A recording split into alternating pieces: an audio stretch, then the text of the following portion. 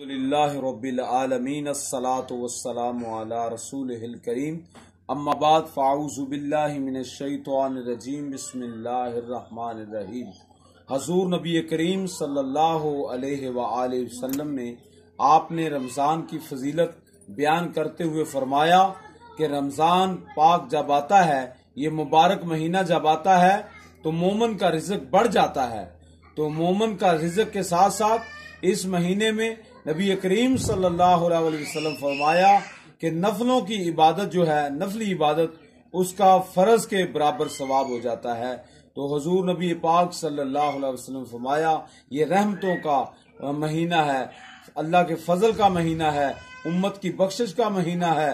ہم سب کو چاہیے کہ ہم اس رمضان کے اندر اللہ کا شکر ادا کریں، خوب عبادت کریں، قرآن پاک کی تلاوت کریں اور اللہ رب العزت کو راضی کر لیں۔